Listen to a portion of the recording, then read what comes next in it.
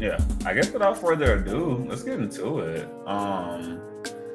This music makes me feel like I gotta like do a backflip off of a high rise or something. I don't know. It's like smooth but intense. Anywho, so without further ado, we will start. Let's see if we can adjust the music a little bit. Does this work? No, no, that just doesn't work. We just don't get the music. That's fine. It's okay. Well, I'm City Boy Cyber, and today we're going to be talking about how to break into cybersecurity in the year 2023. What are some things to avoid? Maybe some things I would have done differently along the way. Let's see what we got going. We'll be talking about who I am, and then we'll go into some basic foundation skills. We'll have a brief discussion on technical cybersecurity jobs versus compliance based cybersecurity jobs. Building experience because this is kind of aimed for people who have no tech experience, who have no maybe little IT experience, no formal on paper IT experience, applying and interviewing, and then we'll close it out with a conclusion. Again, this is Take Tuesday. I'm your boy City Boy Cyber. This is how to break into cybersecurity 2023. So welcome, City Boy Cyber. And what's up, Mad Bomber? What's good with you? My boy Mad Bomber coming through. What's good with you, bro? Happy to see you, man. Happy Tech Tuesday. I'm gonna give you some info on how to break the cybersecurity in the year 2023. This is me currently 5 years within my IT professional career. About a year and a half within my cybersecurity career. A plus, Net plus, Security plus, getting ready to knock out my CISA plus certification and in my last semester of my information systems degree with a concentration in cybersecurity management. So I've been around the block for a few years. I can definitely talk some of the talk and walk some of the walk, but I try to decimate this knowledge in a way that's consumable for everyone. I don't try to talk over anybody's head. I don't try to talk past anybody because I was once in that spot where I didn't know what the hell was going on when it came to tech. I just thought it was cool. So my whole point of this stream of this channel is to break things down when I do the tech stuff, which I have to start doing more of, but in a way that's consumable for everybody, from your granny to your auntie to Uncle Rufus down the street, and maybe his dog and cat too. Foundational skills. This is the most important part of your career. If you're trying to strive in this field, you have to have a solid foundation. As I mentioned a little bit earlier, not all roles within this field require that you are highly technical, but they do require you to have an understanding of what you're securing. And how can you apply for a security job if you can't speak towards the concepts and the assets that you'll be securing? You wouldn't build a house on sand, hence the picture to the right. So let's not start off building your foundation on sand. Get a lot of these, get a cybersecurity with six figures in 1 year, TikToks and reels and shorts, and that's just unrealistic. Unless you have some serious transferable skills and a contact network out this world, that's just not realistic. There is some work to be put in. There is some groundwork to be put in. Laying that foundation is what's going to get you there. On the deep, of course, we'll go into how to actually lay that foundation down. Again, learning does not equal understanding. A lot of people who are good at taking exams and right after exam you don't retain anything from it. So that's why I'm saying learning is not understanding. A big part of being in tech is actually applying this knowledge that you set out time to learn. Caught up in just test taking. Oh, I'm gonna study so hard for this test and I'm gonna get this job, because you still have to be able to understand what it is you're doing. I'm on my soapbox right now, but I think that's very crucial to say because we live in a day where we seek instant gratification, from social media to fast food to everything is just so convenient. We want some paths to be, a life path, a career path to be convenient as well. And although this is a lucrative career choice that you can, of course, earn a lot of money in a short amount of time, that it does require work. Something I advise people to get into, but it's not for someone just looking to get rich overnight. Okay, off my soapbox. This is my technical roadmap to cybersecurity. And if you notice, this doesn't involve programming, which it should. Programming is kind of Step six, low key 1.5, depending on where you are in your technical journey. But I would say this is a solid roadmap if you're going to go into the technical side of security and not the GRC compliance side. The basics. The CompTIA A plus is a vendor neutral certification, and what I mean by vendor neutral, meaning that so you have Microsoft, you have Apple, you have Linux.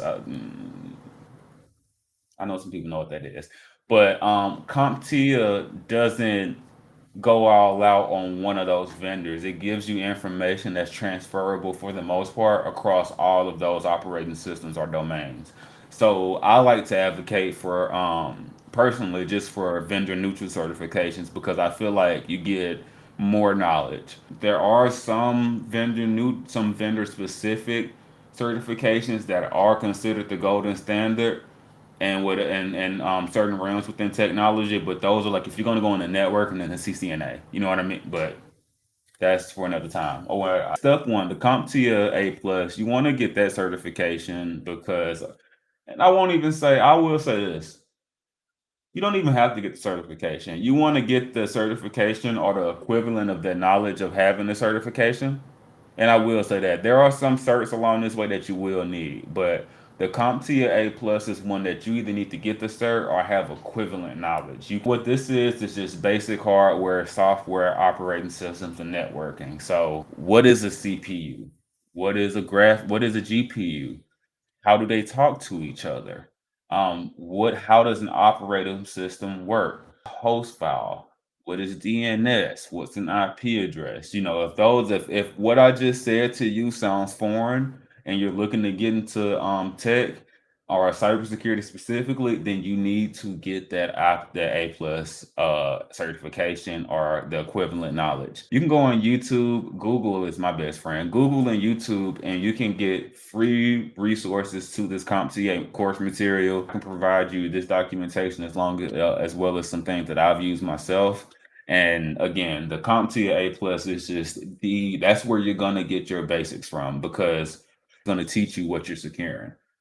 Once you get that out the way, you feeling good, you feeling good about yourself. What you want to do is look into either the CompTIA Net Plus or the CCNA. These two certifications are also very important because this kind of signifies that you understand how the internet works. TCP, IP, and OSI models, just network architecture, I cannot speak this evening, subnetting protocols, and network security. So what you'll learn here is not only how the internet works, but the structure behind it, the terminology behind it, just all the nuts and bolts for how for how the internet works. And again, if you're going to be in security, the you that it's more than essential. It's just required. So depending at this path, I would recommend getting one of these certs, getting the CCNA or the CompTIA Net Plus. Um, I gotta stop saying as well. The CompTIA Net Plus will run you about $382, whereas the CCNA will run you a little bit close to $300. And the difference between these two is the CompTIA Net Plus is vendor neutral, so it won't be specific to a certain vendor of technology, as the CCNA is a Cisco proprietary course. So it'll be about Cisco routers and when we think about this, think about your router that you use at home. Basically, with the Net Plus, it tell you everything you need to know about your router and your modem plus more, and you'll plus a lot more. So I would recommend going the Net Plus or the CCNA route, getting at least one of them. I would say the Net Plus, although it's a little bit more expensive, it's a lot. From what I've heard, it's a lot easier, and it would get you equal recognition of trying to get into security as having your Net Plus when combined with other certs. Once you have those two down, now you have the basis of hardware. You know how a computer works, and now you know how they connect to each other. So what do we do now? Now we start playing. I would suggest getting into virtualization here. You don't from here you want to after you get down how the internet works and how to take apart a computer, put it back together, and just the basics of this. you don't want to start testing security concepts in your in your if you're at work. You definitely don't want to do this in your work production environment. And if you're at home, you may not want to do this on your live network at home, but just in case you take something down.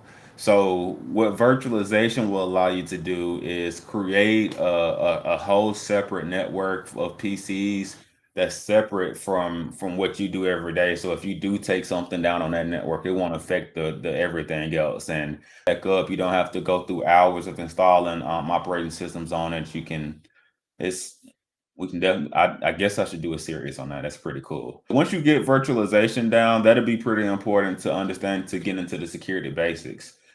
Security basics, I will say the CompTIA Security Plus. Again, I'm not, maybe I'm a little biased because I have it, but it is one of the standards to get into cybersecurity. Getting your feet wet in cybersecurity, if you don't have that Security Plus,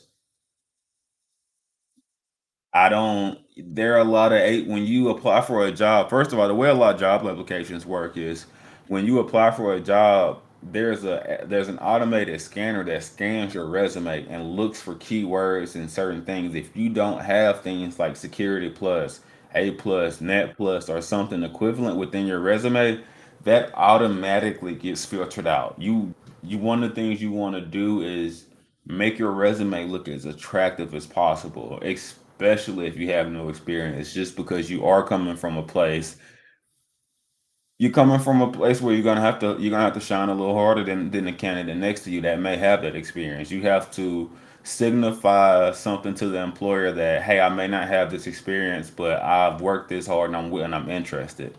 That's an invaluable skill.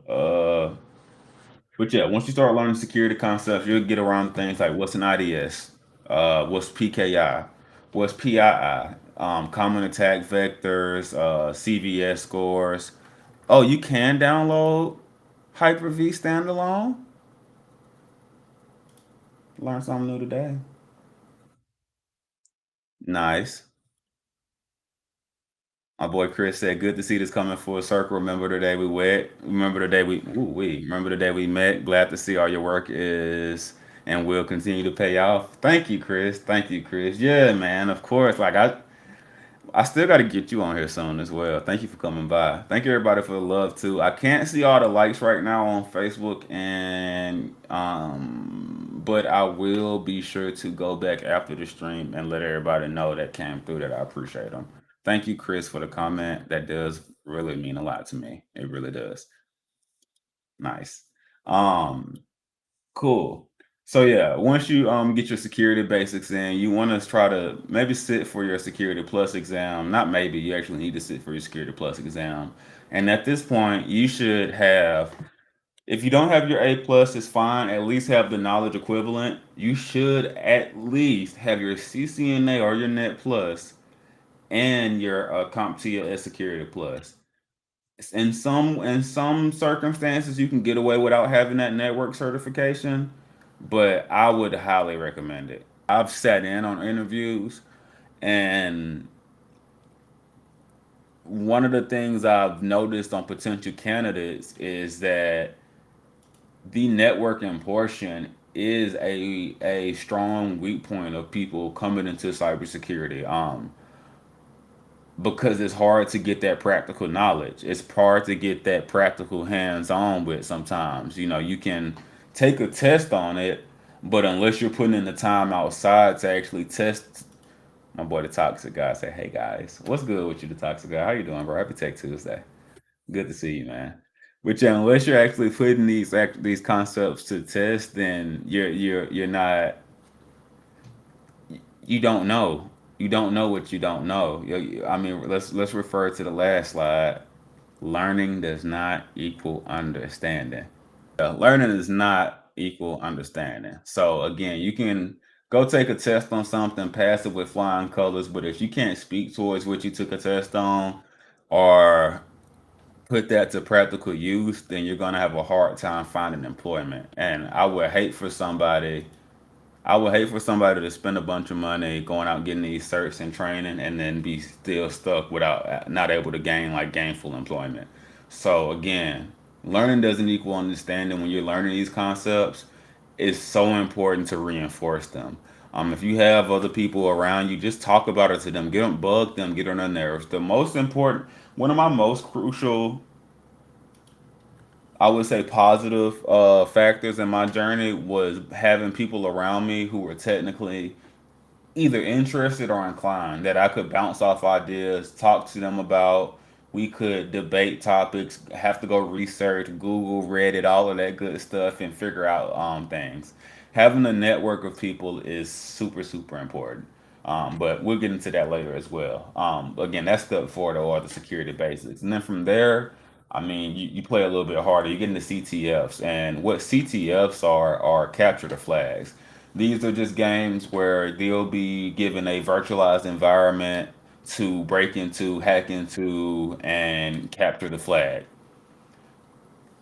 What they will do is challenge all of the skills that you've built up to now and put it all into a pretty package and allow in a gamified package to where you have to capture the flag. It's pretty cool.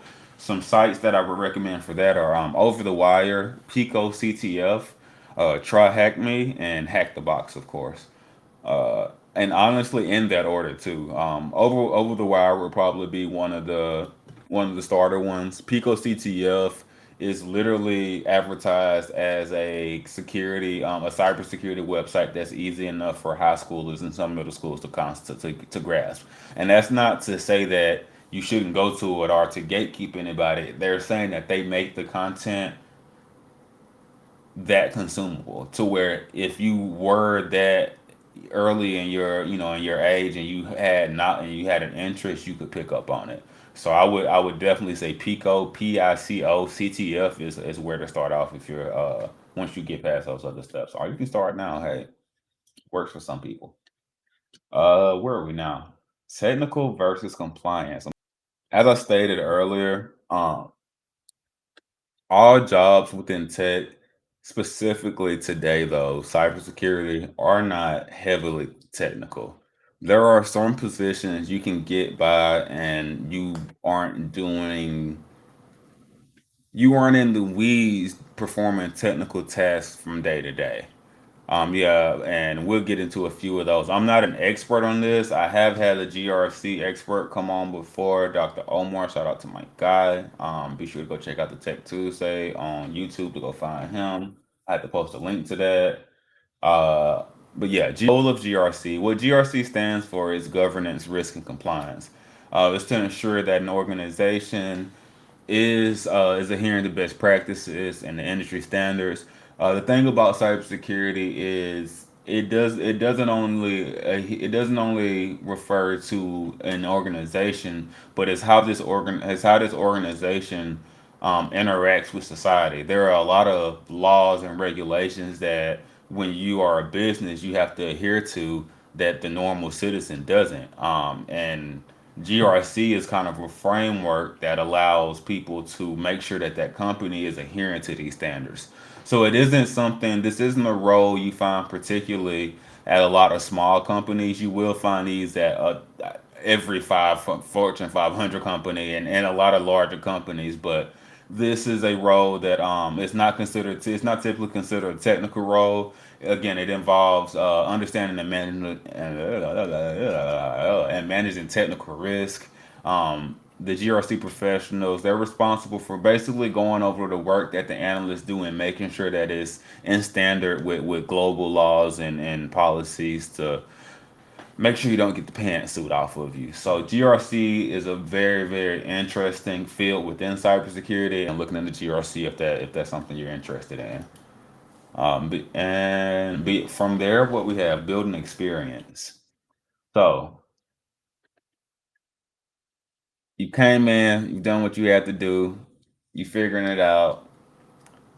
You've gotten a few certs, and now you're getting ready. You want to start applying for jobs, but you're wondering. You look at all these job applications and you see must have this experience, must have this qualification, must have this many years of schooling, and you're wondering what do you do? How can I supplement this?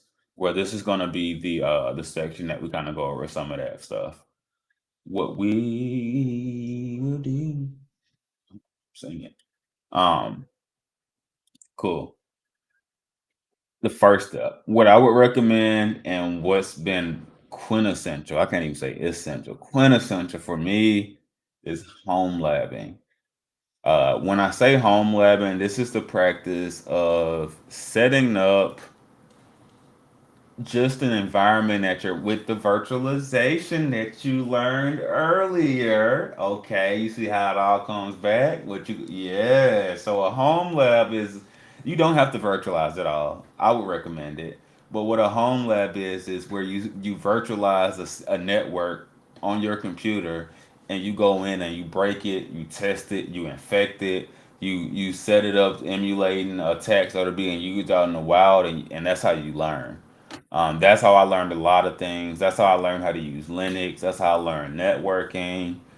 Oh my goodness, Home Lab, and I would not have gotten my Network Plus certification without Home Lab. And oh my goodness. So yeah, well, some of the examples I use for setting up a IPS or a DNS server with ad blocking. You can do that with what was this?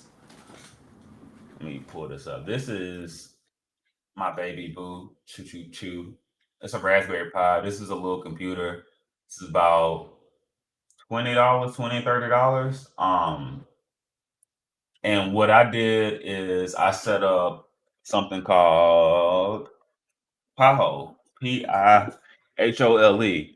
And what it essentially was a not essentially, it served as my DNS server, which received all DNS requests and any ads. It came with a pre-built package of like content delivery networks or just IPs that serves up ads, and it blocked them.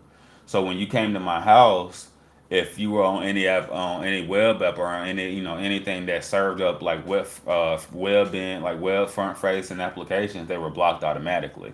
Not in Well, embedded ones, not ones that were like within a video. So if you get on YouTube, you couldn't block those. Like if it was a video waiting, you can't block that because that's a part of the subscription process.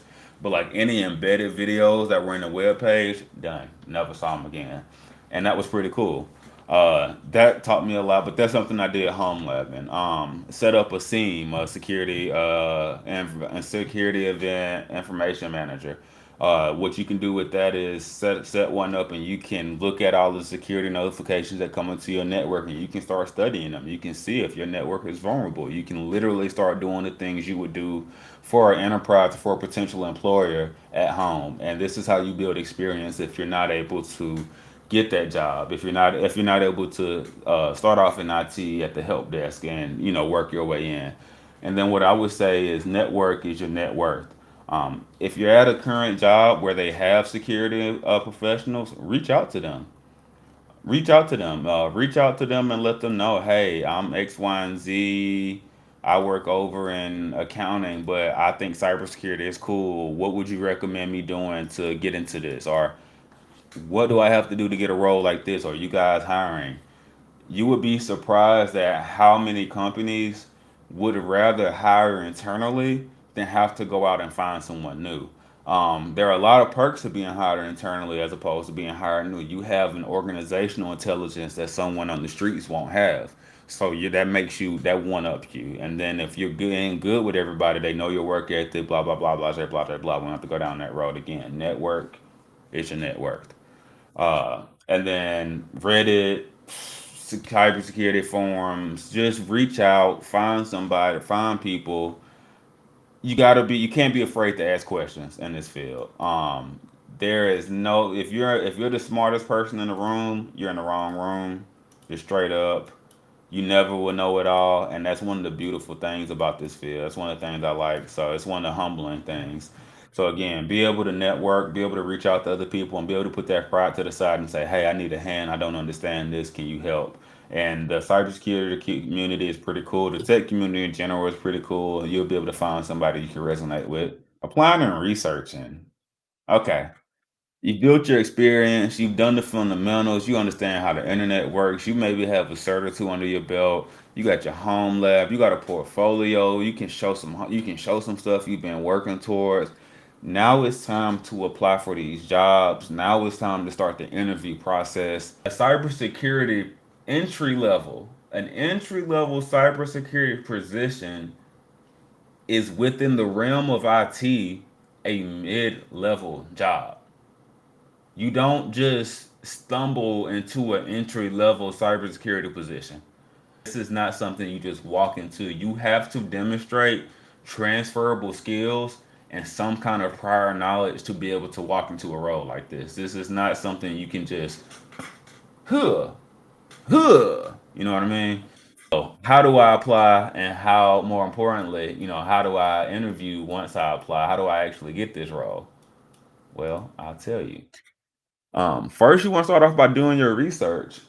Know that different companies require different things. Different companies do different things. Different companies pay differently. Different industries pay differently. Do your research. Understand the company. Look up. Do your research on the companies you're applying to. Uh, you want to tailor your resume and cover letter for each job, because some jobs may be worded differently. You don't want to say I'm interested in a cybersecurity analyst position if the job posting requires for an infosec analyst. You want to pay attention to what you're applying to. Another thing I'll say, and I actually heard this today, and it's great advice because I've experienced this as well. If you go and you use the quick apply feature on one of these sites, do not get discouraged if no one responds to you. Or Indeed or something, and you can just hit quick apply and you just slid a bam, bam, bam, bam, boom, and you don't hear nothing back. Think about what the person on the other side, the recruiter's looking at. Just don't get discouraged. It's so easy to apply for 3, 4, 5, 6, 7, 10, 20, 30, 70 jobs and not hear a response and get discouraged. But again, it's so easy. Keep applying. Get on different sites. Try more than one site. One size doesn't fit all when it comes to applying. And what I would advise more than anything is going to the specific site. So as opposed to going to LinkedIn or Indeed and applying at IBM, go to IBM. And because a lot of times that's a recruiter for IBM or through a third party service that's posted that job or that's recruiting for that job on that site. And the most updated job listings will be on the company's actual site. So just a few more tips here and there for actually applying once you get there. One of the most important things I'm gonna close with is that the tech industry is a grind. It doesn't require that you have a passion for technology. It definitely, definitely, definitely, definitely makes it easier. Definitely. But it does require that you have a commitment to learning.